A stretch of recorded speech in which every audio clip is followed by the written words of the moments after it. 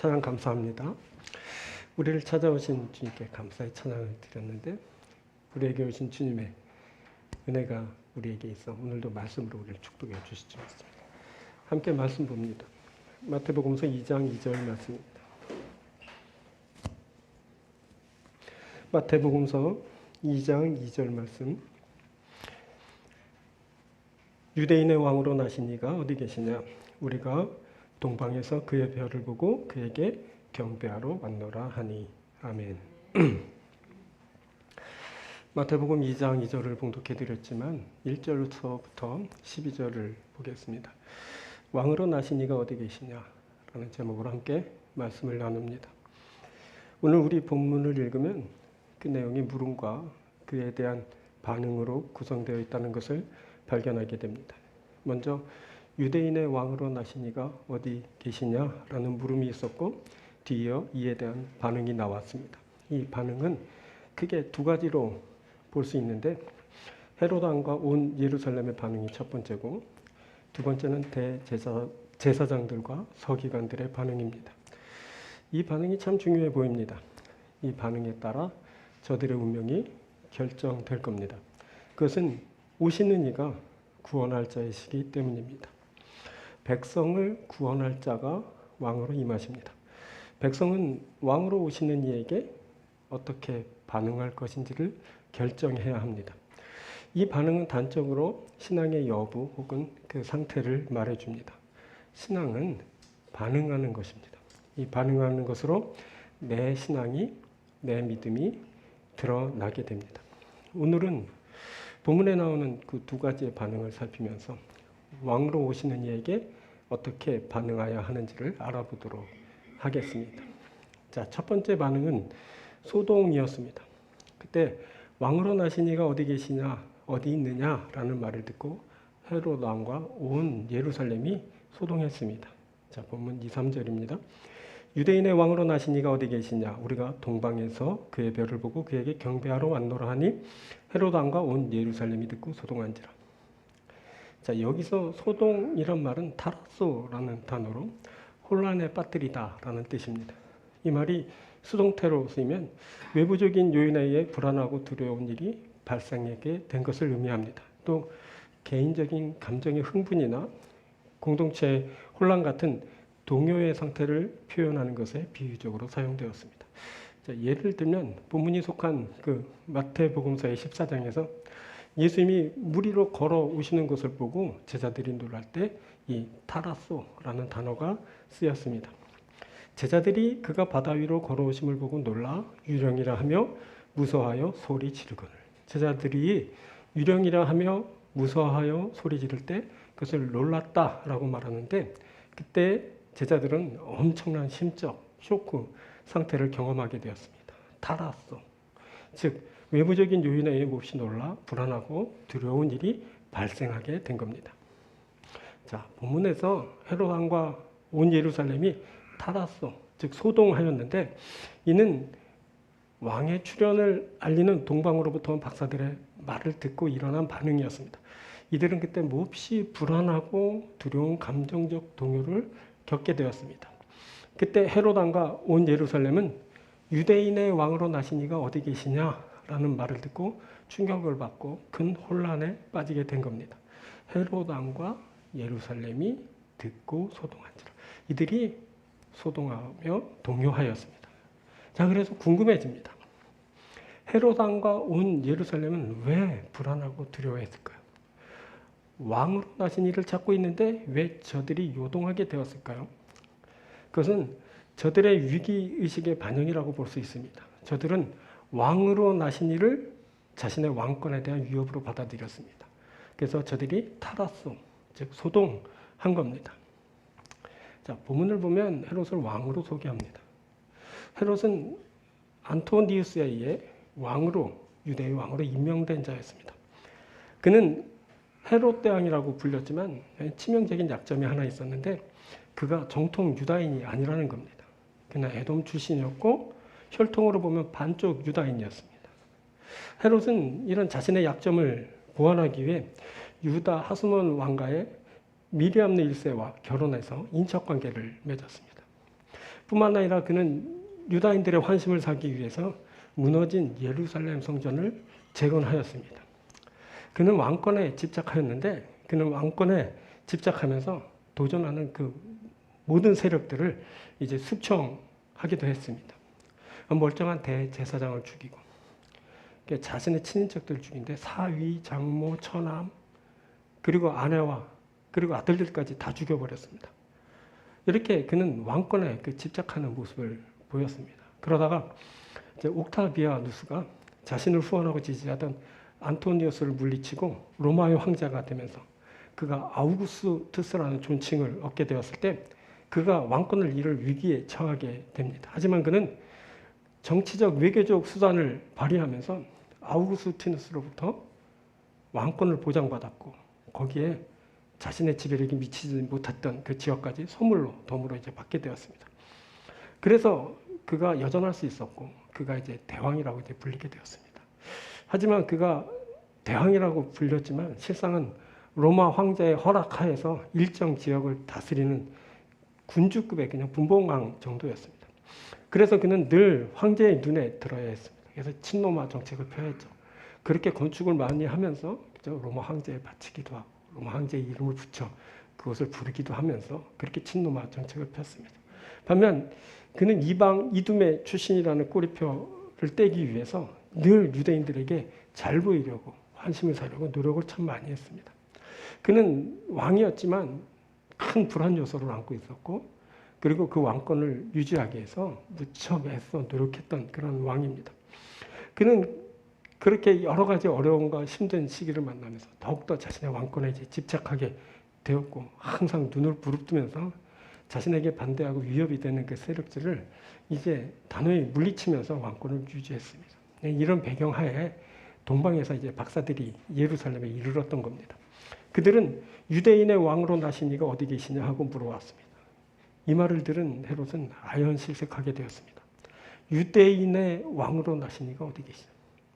유대인의 왕이라니? 내가 왕인데 누가 또 왕이라는 거야? 자, 새로운 왕의 출현을 알리는 그 속에 그의 내면이 요동쳤습니다. 큰 불안과 두려움으로 그의 심사가 뒤틀렸습니다. 그랬던 겁니다. 헤롯이 그때 소동을 했습니다. 또 온 예루살렘도 그랬답니다. 헤롯 왕과 온 예루살렘이 듣고 소동한지라.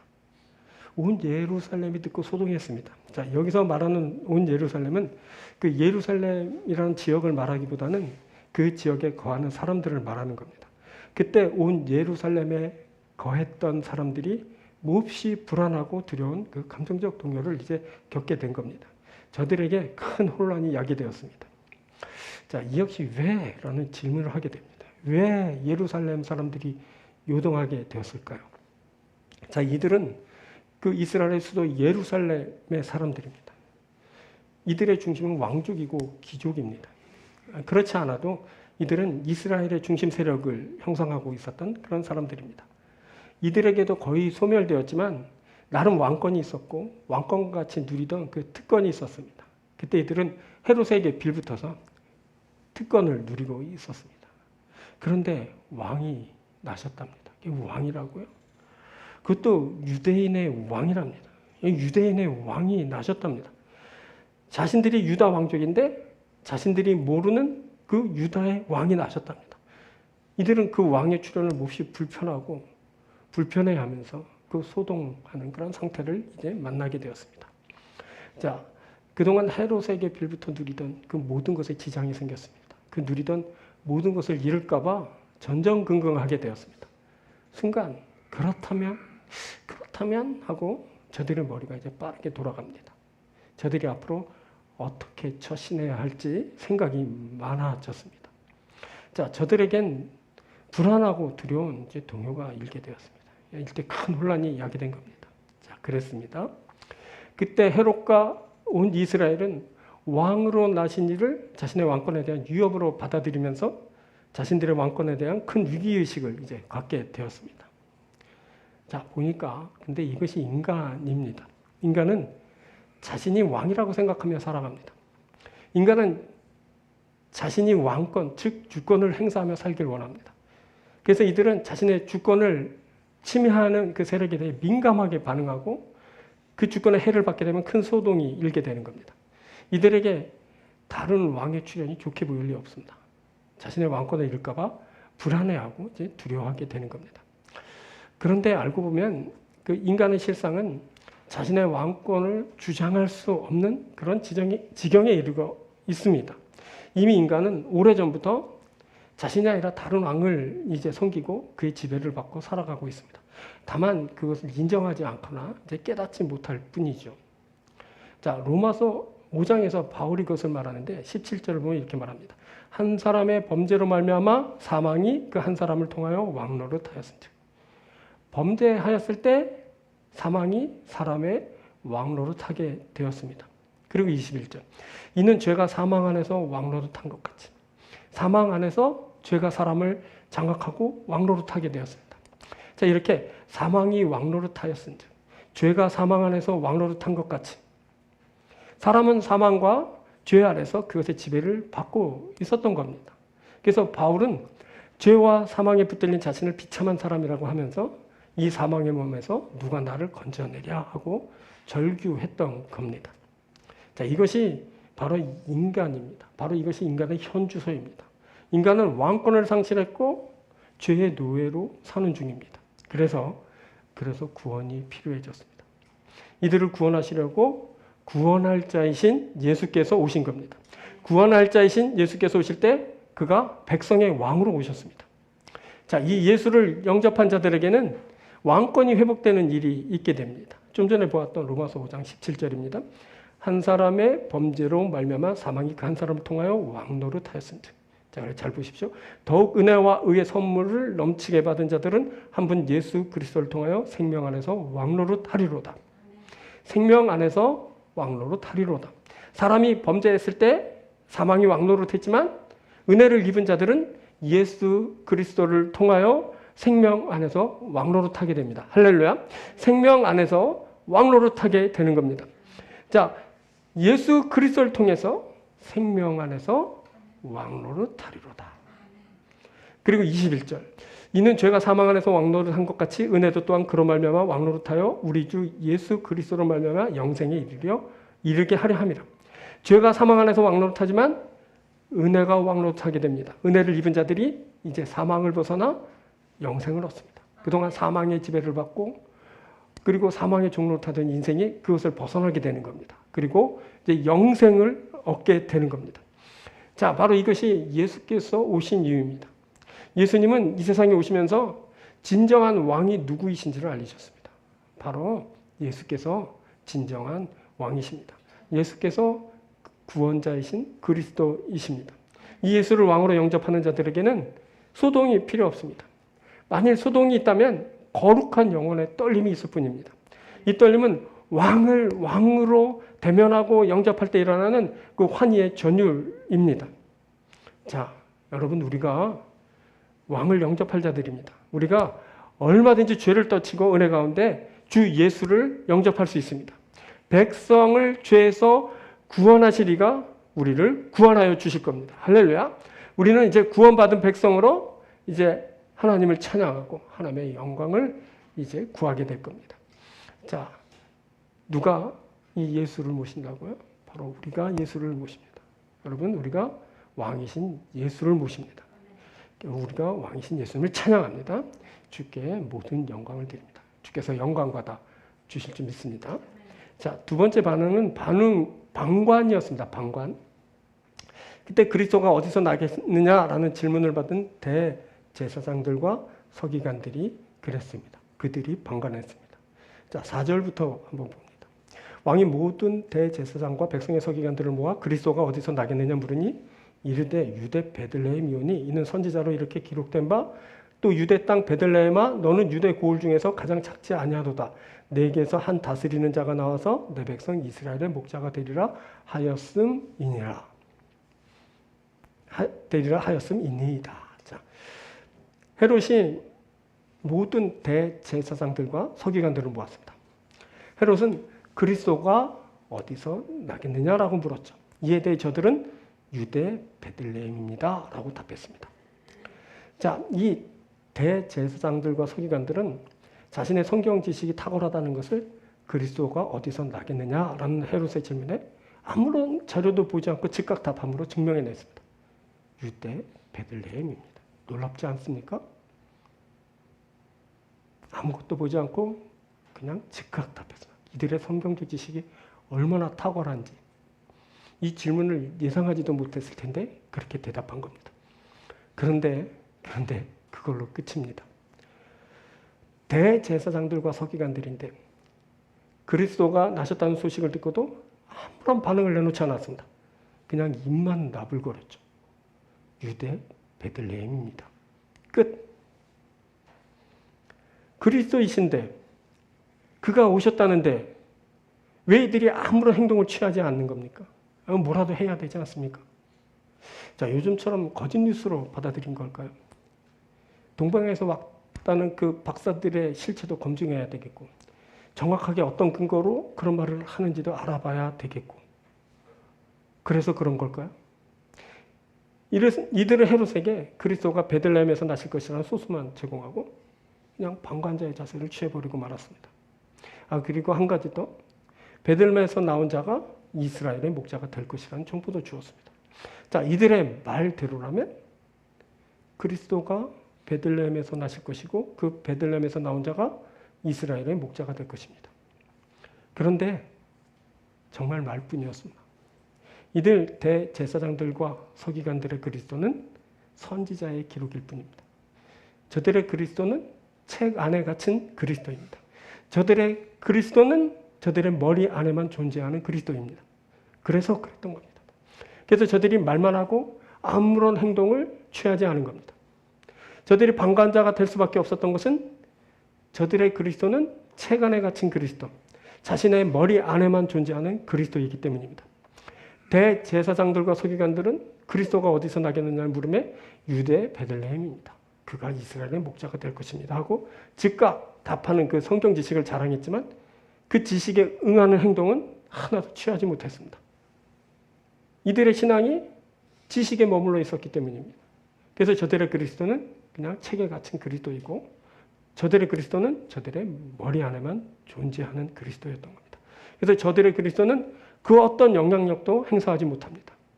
그가 그리스도이지만 구원할 자는 아닙니다. 글로만 그리스도입니다. 말만 그리스도인인 겁니다. 그는 그냥 글로만 말로만 존재하는 그리스도입니다. 여러분, 그런데 만일 그 그리스도가 책과 저들의 머리에서 나온다면 어떤 일이 발생하게 될까요? 이들은 자신의 그리스도가 책에서 자신들의 머리에서 나오길 원치 않습니다. 그래서 그리스도가 그곳에서 나온다면 소동하게 되는 겁니다. 불편해하고 불안해하고 두려워하게 되는 겁니다. 저들 안에 막 큰 혼란이 이제 빚어지게 되는 겁니다. 그러다가 저들은 결국 그 그리스도를 제거하게 됩니다. 알고 보면 이들은 그리스도를 원치 않습니다. 원하더라도 그냥 책 안에만 고이 그냥 모셔져 있기를 원합니다. 그냥 자신의 지식 체계로만 자신의 머리에 그냥 간직되어 있기를 바라는 겁니다. 그런데 그 그리스도가 책에서 나오셨습니다. 그리스도께서는 책에만 머무시는 분이 아니셨습니다. 그가 실제로 역사적 인물로 오시면서 온 세상에 그것을 알리셨습니다. 자, 이것을 탐탁지 않게 여긴 대제사장들, 서기관들은 결국 그를 제거할 흉계를 꾸미게 되었습니다. 그리고 그를 체포하고 결박하여 로마 총독에게 넘겨주었죠. 그렇게 해서 그리스도이신 예수께서 십자가를 지시게 된 겁니다. 자, 이것은 머리로만 아는 그것이 신앙이 아님을 알리는 그런 사건이었습니다. 그리스도께서 오셨지만 방관으로 일관하는 자들의 그것은 신앙이 아닙니다. 방관은 불신앙이고 그 불신앙이 그렇게 드러나게 되었습니다. 자, 왕이 오실 때는 신앙과 불신앙이 확연히 구별되어 드러나게 됩니다. 만일 그리스도를 성경책 안에 머무는 그리스도로만 알고 있다면, 신앙이 삶이 되지 못하고 지식으로만 머물러 있다면 아무리 많이 읽고 많이 알고 있더라도 그것은 그저 지식에 불과한 것입니다. 이 지식을 신앙으로 착각하면 안 됩니다. 지식만 갖추고 신앙하지 못하면 그리스도와 아무런 관련이 없습니다. 남을 가르칠 정도로 그 성경 지식이 차고 넘쳐도 구원할 자와 아무런 상관이 없는 겁니다. 삶이 돼야 됩니다. 그래야 신앙입니다. 실천이 돼야 됩니다. 그래야 믿음인 겁니다.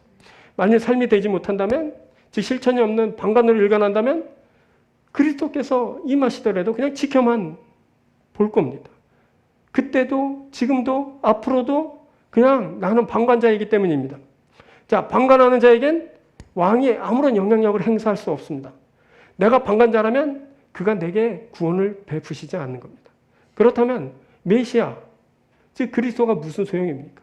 그가 정말 내게 메시아고 그리스도이십니까? 나를 구원하지 않는데 그가 구원자라고요? 그런데 이런 일이 발생할 수 있습니다. 그리스도가 임하시는데 그가 나를 구원하시지 않는 겁니다. 내가 방관만 했기 때문입니다. 신앙을 삶으로 살아내지 못했습니다. 그냥 지식으로, 알무로 그냥 끝나버리고 말았습니다.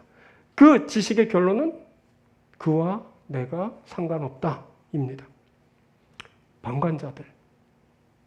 결국 그 그리스도를 배척하고 제거하게 됩니다. 옛날의 대제사장과 서기관들처럼 그렇게 하는 겁니다. 그를 또 십자가에 못 박고 마는 겁니다. 중요한 것은 그리스도가 임하느냐가 아니라 내가 그 그리스도를 그리스도로 만나고 있느냐 하는 겁니다. 내가 신앙을 삶으로 살아내고 있느냐 하는 겁니다. 내가 그냥 지식으로만 알고 그냥 어떤 일이 벌어져도 반감만 하고 있느냐? 아니면 내가 그 지식을 신앙으로 살아내면서 삶으로 살아내면서 온전히 믿음 안에서 행하고 있느냐 하는 것을 우리들이 구별해야 됩니다. 여러분, 지식이 삶이 돼야 됩니다. 성경이 우리 신앙이 돼야 됩니다. 그래야 그리스도가 나를 구원할 자가 되시는 겁니다. 그리고 그리스도께서 나를 구원하실 때 그가 진정 나의 그리스도가 되시는 겁니다. 여러분, 헤롯도 그랬습니다. 그가 왕이 임한다는 소식을 듣고 가만히만 있었던 것은 아닙니다. 그가 묻습니다. 4절. 왕이 모든 대제사장과 백성의 서기관들을 모아 그리스도가 어디서 나겠느냐 물으니. 또 묻습니다. 7절. 이에 헤롯이 가만히 박사들을 불러 별이 나타난 때를 자세히 묻고. 자, 그리스도가 어디서 나겠느냐 물으니. 별이 나타난 때를 자세히 묻고. 헤롯은 주위에 열심히 물었습니다. 대제사장들과 서기관들에게 물었습니다. 동방에서 온 박사들에게 물었습니다. 그리스도가 어디서 나겠느냐?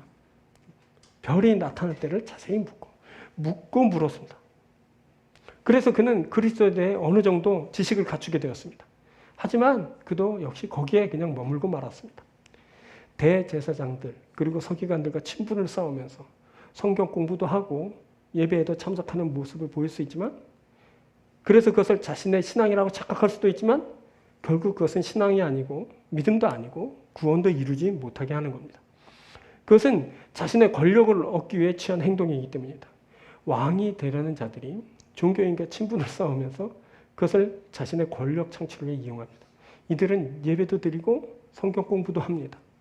하지만 이들에겐 실제 않은 신앙은 없습니다. 표리부동. 저들의 겉과 속이 다릅니다. 그럴듯한 것으로 포장했지만 신앙은 눈꼽만치도 없습니다. 외식입니다. 결국 외식은 그리스도를 제거하는 일을 하게 합니다. 헤롯이 계략을 꾸며댔습니다. 8절입니다. 베들레헴으로 보내며 이르되 가서 아기에 대해 자세히 알아보고 찾거든 내게 구하여 나도 가서 그에게 경배하게 하라. 알아보고 말해달라는 겁니다. 자신도 경배할 거라는 겁니다. 근데 술책입니다. 거짓말입니다. 이것이 거짓이라는 것이 후에 그가 베들레헴의 그 근방의 남자 아이들을 다 죽여버리는 것을 통해서 이제 알게 되는 겁니다. 그는 아주 잔혹하게 그 그리스도로 나신 이를 찾지 못하게 되자 그때를 전후로 해서 그 산의 어린 갓난 아이들을 전부 다 죽여버리고 아주 잔인한 살육을 이제 감행하였습니다. 뭐냐면 결국 방관은 뭐냐면 지켜본다는 것은 그런 겁니다. 방관한다는 것은 내가 언제가 내가 믿음을 가지고 신앙을 가질 수 있다라는 가능성도 이제 엿볼 수 있게 되지만 그러나 그런 경우는 거의 드러나지 않습니다. 방관한다는 그 자체가 벌써 멀어져 있고 떨어져 있고 그래서 상관없다는 것을 뜻하기 때문에 결국 방관, 즉 지켜본다는 것은 좋지 않은 결과만 낳게 되는 겁니다. 그래서 많은 지식을 갖추고 있어도 신앙과 연결되지 못하고 구원과 멀어지는 그 결과를 만나게 되는 겁니다. 오늘날에도 지식은 많이 갖추고 이것저것 알아보고 그렇지만 방관하는 자들이 너무나 많습니다. 교회 안에도 있고 밖에도 있고 어디에도 이 방관자들이 있습니다. 오늘도 성경책 다 옆에 끼고 그래서 예배하러 인사하러 다니겠지만 그냥 그것은 그냥 로비가 아니면 그냥 자기가 높아지기 위한 게 수단을 이제 삼는 겁니다. 어떻게 해야 되냐면 실제로 왕으로 영접하는 일이 있어야 됩니다. 그래야 그 왕이 나를 만나고 나에게 영향력을 끼치는 겁니다. 그가 왕이니까 어떻게 할 거냐면 나를 다스릴 겁니다. 그 어떻게 할 거냐면 그가 구원자시켜 나를 구원할 겁니다. 그가 정말 전능하신 분이기 때문에 나에게 능력으로 행하시고 나의 길을 인도해 주실 겁니다. 우리는 어떻게 하냐면 그를 만나고 그로부터 모든 은혜를 받고 그가 인도하는 대로 이제 따라가는 일이 있어야 됩니다. 이게 바로 신앙인 겁니다. 신앙은 아는 것이 아니라 행하는 것입니다. 자, 여러분 오늘 우리가 예배를 드리면서 우리가 다시 한번 좋은 기회를 만났습니다. 우리가 왕이신 예수를 영접합니다. 우리가 왕이신 예수의 구원하시는 능력을 힘입습니다. 우리가 왕이신 예수와 함께 역사합니다. 할렐루야.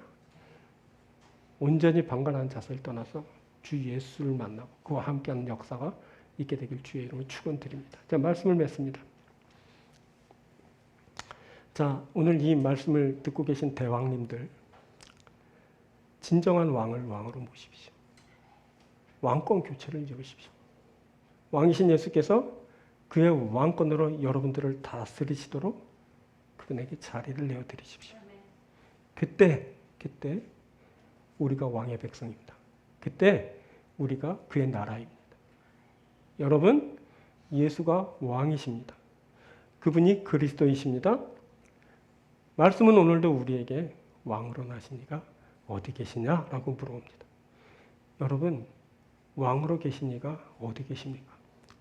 이제는 베들레헴이 아니라 바로 여러분들의 중심에 계셔야 합니다. 여러분의 삶의 한복판에 계셔서 능력으로 역사하시는 겁니다.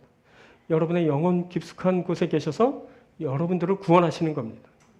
역사하시는, 구원하시는 그 능력이 여러분들과 함께하길 주의 이름으로 축원드립니다. 기도하겠습니다. 왕으로 계신